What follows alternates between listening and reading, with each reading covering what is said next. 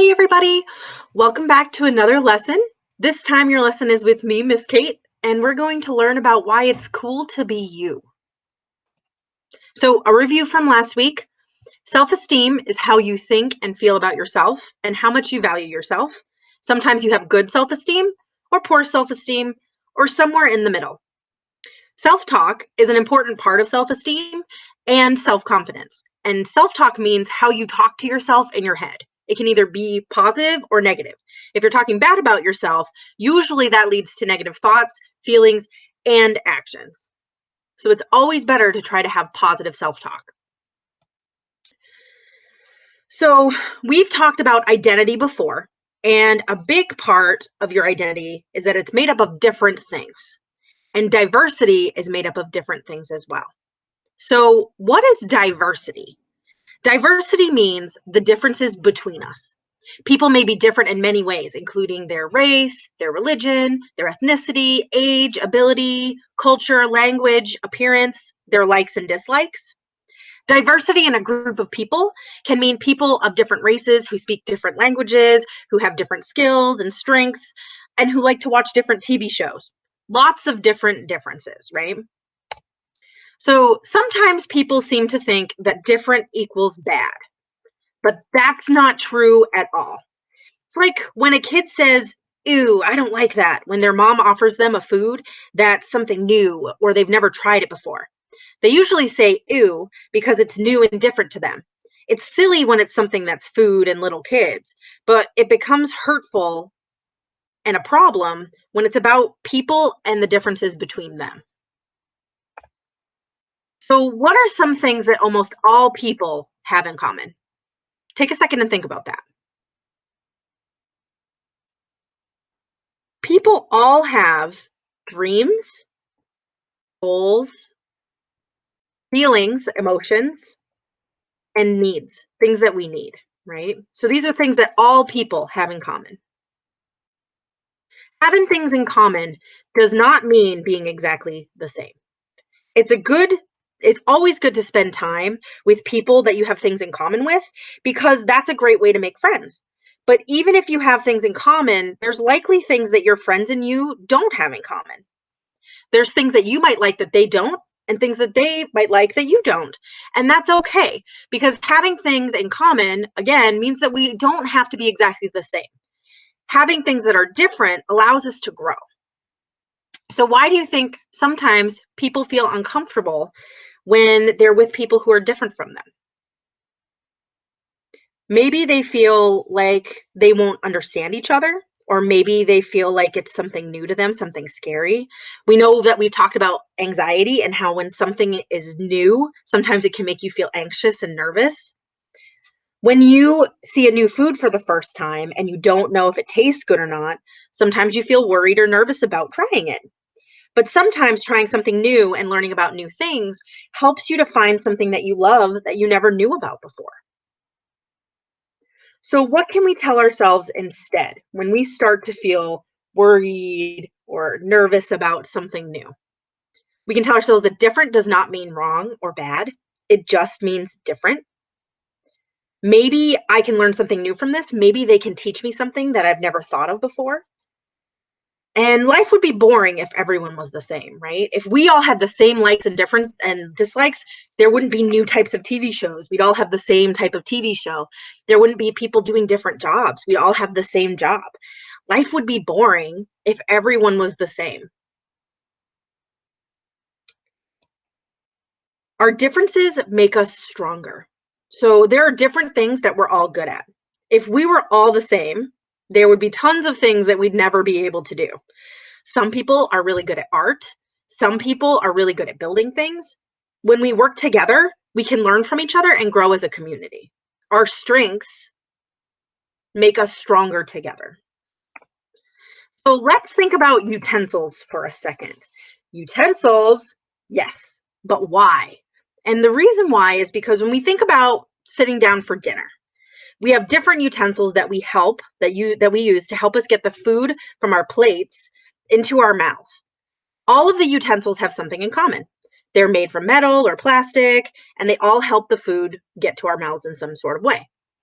But they all have differences too. Sometimes the design on our utensils could be different. Forks, knives, and spoons all have a different job that they have to do to help us to get things into our mouths. Forks are good at grabbing onto things and holding onto them. Spoons are good at grabbing a lot of small things or melty things like ice cream or wet things like milk and cereal. And knives help us cut things into smaller bite-sized pieces. Together, they have similarities, but their differences help them work well together to get their job done and done well. If we only had one of them, spoons, knives, or forks, it would make eating really hard, especially if we only had a knife. The same thing can be said about people. If we don't have different types of people and different people who are doing different jobs or different things, if we don't have that diversity, it can make living hard and difficult and not as good. Our diversity, our differences make us stronger. So can you think of a time where it might be important to have diversity?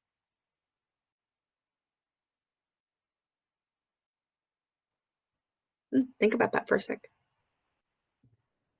We're going to watch a story that I read about a boy who was a little bit different and how his differences saved the day. So let's watch. Made by Raffi, Craig Pomeranz, and Margaret Chamberlain. Raffi lived with his mom and dad and his dog Scamp. He liked giving mom and dad great big hugs, and he could run nearly as fast as Scamp. But Raffi also asked a lot of questions. Why did he feel different from the other children at school? Was it because he was the smallest in his class? Or because his hair was longer than the other boys? Could it be because he liked wearing bright colors? Maybe everyone feels different, Raffi thought to himself. The other kids were always tumbling about, throwing things and yelling at each other, but Raffi didn't like noise and rough play. So at playtime, Raffi often liked to sit by himself or find a teacher to stand with, just for a little peace and quiet.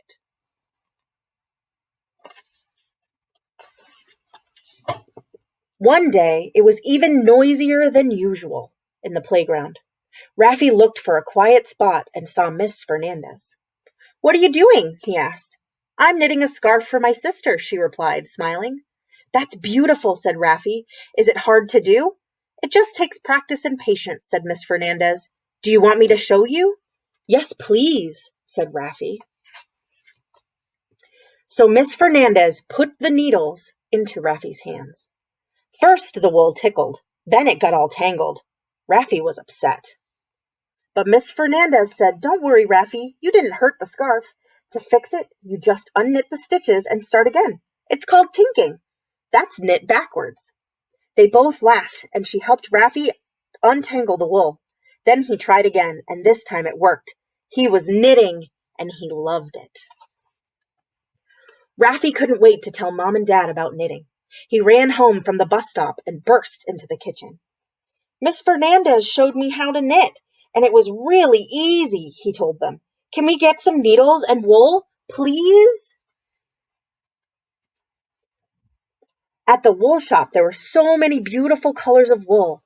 When Raffi looked for red, he found crimson, magenta, and lots of other colors, and it was the same for shades of blue and green. There was jade and emerald and turquoise and aqua. Raffi loved all the colors and the names.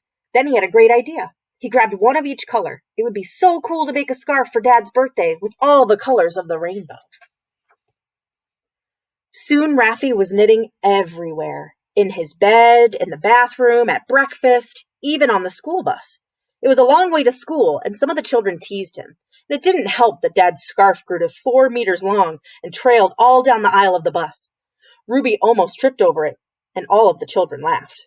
But Raffi just wrapped the scarf around his neck 3 times and kept on knitting. That night at bedtime, Raffi had some questions for Mom. "Mom, am I strange or weird? Why do I like to sing and draw and knit? Do you think I'm girly?" "No, Raffi, I think you're very Raffi." "Why? Is something going on at school?" "It's just that the boys at school talk about football all the time. Mom, is there such a thing as a Tom girl?" "Tom girl? Raffi, you are a wonderful boy with your own special interests. Dad and I are very proud of you." "Okay." can I finish knitting Dad's scarf? Mom, yes, Raph? I love you. I love you too, darling. Good night. And Raph snuggled down in the bed and went to sleep. Next day at school, something happened that changed everything. Mrs. O'Donnell said the class was going to put on a play. Barry would be a prince, and Ruby would be a princess. Raffy put up his hand. Miss, he called out, if Barry's a prince, won't he need a royal cape? That would be nice, Raffy, said Miss O'Donnell, but we don't have a lot of time. Let's learn our lines and see if we can perform the play on Friday. That's only 4 days away. After school, Raffy couldn't wait to get home. He asked Mom if she could help him find some old sheets or tablecloths. They found some yellow cotton fabric and a beautiful piece of purple velvet. Raffy took it all up to his room, and this is what he did. He took a chair and draped the fabric over it. Then he took some pins and pinned the fabric together. It was purple on one side and yellow on the other side, and it made an elegant velvet cape with a beautiful yellow lining.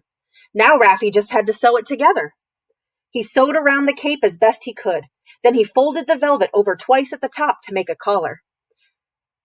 Finally, Raffy sewed the collar onto the cape and threaded ribbon through a hole in the collar with a safety pin. Then he pulled the ends of the ribbon. The cloak gathered up. Later that evening, Mom and Dad got a big surprise. There was Raffy peeping around the door with a huge grin on his face. Madam, sir, announced Raffy, ta-da! This is a royal cape for the prince to wear in the school play. Raffy's mom and dad looked at the cape in amazement. The collar stood tall, and the cape swished, and it truly was a cape fit for a prince. Next morning, Raffy stuffed the cape in his knitting bag and ran to the bus. What you got there? Jerry asked, sniggering. Hey, Raff, your bag got fat, Ruby shouted. It's almost as big as Jerry, snorted Barry. That almost started a fight. But Raffy just held tight to his bag. At school, he ran to Mrs. O'Donnell. Please, miss, I have something for you. Mrs. O'Donnell opened the bag slowly. A cape, she exclaimed. Did you really make this? Raffy, it's amazing. All of a sudden, everyone wanted to look. What is it? Let me see. Wait a minute, said Barry, pushing in. I'm the prince. And he grabbed the cape and put it on. Then Raffy explained to everyone how he had found fabric at home and sewed it all by himself. All the children crowded around Raffy excitedly. No one was teasing him now. He said he was going to make me a dress. I bet he'll be a famous designer one day. I bet he could make something for me. Look what Raffy did. He's my friend. He's so cool. Raffy listened happily to all the chatter. He thought, maybe I could be a famous designer one day. On Dad's birthday, Raffy gave him the long rainbow-colored scarf. Dad loved it. And on Raffy's birthday, Mom made labels for Raffy to use on his finished knitting and sewing projects, made by Raffy. A few weeks later, while Raffy was sitting on the playground knitting as usual, Barry's ball came rolling past. Raffy picked it up and tossed it back to him. Are you making something for another school play? Asked Barry, coming over. No, Raffy said. This is for my mom's birthday. Barry started to walk away. Then he looked back at Raffy. Cool, he said, and went back to his game. Raffy smiled and went on with his knitting. The end. So Raffy learned a little bit about himself and why it's cool to be different. His classmates did too, because that was something that they weren't very good at. But Raffy was, and he was able to save the day and make the play even better than it would have been without him. So, how can we talk to each other about our differences respectfully, right? When we want to say things to each other, sometimes we don't say them in the best way, and it can come across as disrespectful. It's okay to ask each other about our differences, and here are some of the things that you can say if you want to talk about something that's different with someone else, if they don't really, because we want to make sure that they want to talk about it, because sometimes they don't. So here are some of the things that we can say to ask about things, but in a respectful way so that they can decline if they want to. So you can say, I'm curious about, or can I ask you about, or I don't know much about that, but I would like to learn if you would like to share. Do you feel comfortable talking about? In my family, we blank. So what do you guys do in your family? Is that different in your family? And hey, that's pretty cool. I'd love to learn more about it. All of those ways are ways that we can talk about our differences respectfully instead of saying, "Ooh, that's different," or anything that might make someone feel uncomfortable. And remember, if someone says that they don't want to talk about it or they don't feel comfortable talking about it, that's okay too. Maybe give them some time and see if that changes. But if not, that's their right to say no. So we're going to watch one last little video about why we are all different and why that's so awesome and how it is awesome and why it is awesome to be you.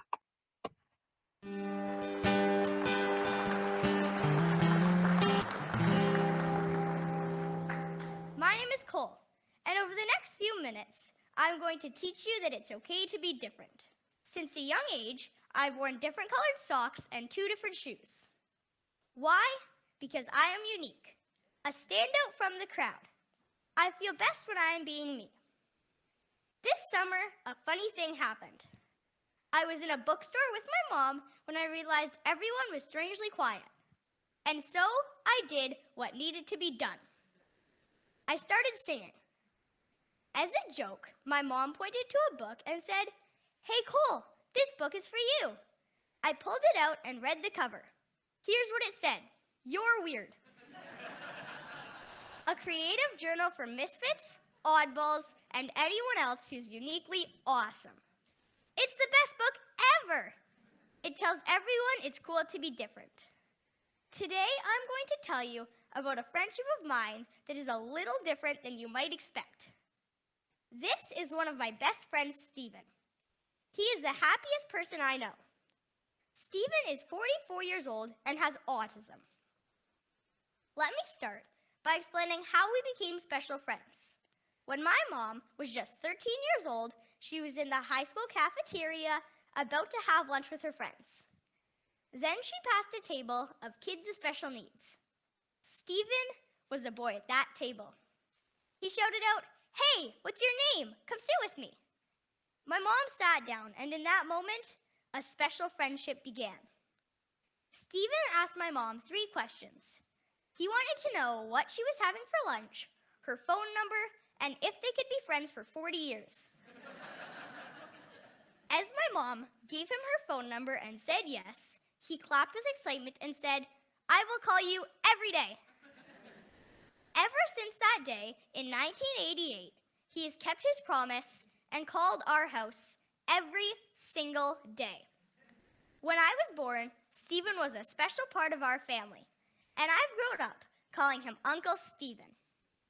Steven is included in family dinners, he comes to my soccer games, he loves watching movies with us, and every couple of weeks he has a sleepover. Steven has had autism his whole life. Autism spectrum disorder refers to a range of conditions characterized by challenges with social skills, repetitive behaviors, speech and nonverbal communications, as well as by unique strengths and differences. My friend Steven is not able to drive a car, but he is able to memorize every phone number he has ever heard. There is no cure for autism, but I think Steven is perfect the way he is. One of my favorite memories with Steven is whenever a fire truck passes us. He shouts out, "When I grow up, I want to be a fire truck." That always makes me smile. He likes the idea of being a fireman, but he loves the idea of being a fire truck. Another thing that always makes me laugh is how much he likes to eat. Have you ever met someone who can eat a steak, 8 slices of pizza, French fries, apple pie, ice cream, and they are still starving? Well, Steven eats all that almost every time we see him. Finally, one of my favorite memories with Steven is when we play hide and seek. He always hides in the closets. I love playing hide and seek with Steven. It always makes me smile. But not just me. He makes everyone smile. I don't think we need a cure for autism, just like we don't need a cure for freckles. Autism is not a disease, just like brown hair isn't a disease. You don't need to fix something that isn't broken. I look up to my Uncle Steven as he is the happiest person I know. Steven doesn't try to be like anyone else. He is exactly who he was meant to be. Imagine a world where we all live like Steven. Find out what makes you different. Don't be afraid to stand out. Wake up, jump out of bed, and be exactly who you are. We are all a little different, and that's awesome. Thank you.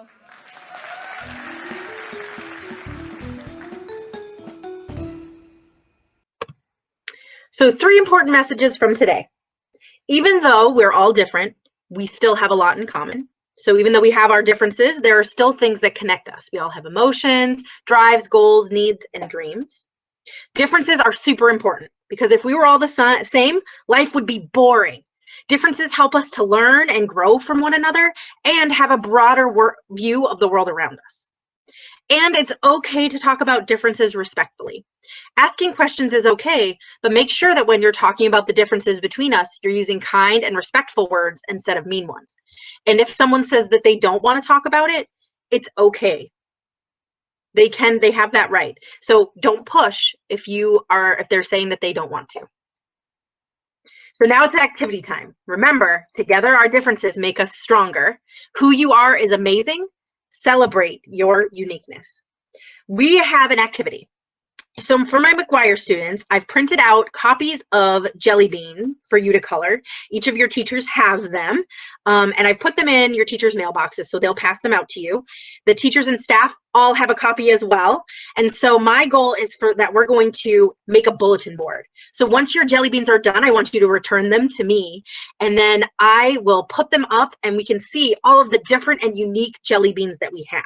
Okay, so the goal of these jelly beans, and here's what one looks like. It looks like this. So the goal of our jelly beans is I want to make sure everyone colors theirs in a different and unique way. You can color it as maybe your favorite character. If you wanted to make a Pikachu one or a Naruto one, you can do that. If you want to just color it a bunch of different colors or give it wings or anything, it's your jelly bean to make your way. Okay, so when you return them to me, I will hang them up and we'll have a bulletin board of all of our differences in our diverse community, our school community. For OO classrooms, I have also put a printable jelly bean there that you can print out in color. Feel free to send me a picture and I will print yours out and put it with the other jelly beans on our bulletin board. For Fancher students, check your Google Classroom for a jelly bean that you can also print in color, or during your lesson with Mrs. Ashley, you can have it there. I've given a copy to her, so she can print it with you guys, and you guys can color and make your own jelly beans as well, and then share your differences as a class. If you have any questions, feel free to reach out to me about it too, and I will answer what I can. So next time, we're going to have a lesson from Miss Ashley on transition and change. And I hope you guys all have an amazing rest of your week. I will talk to you soon. Bye-bye.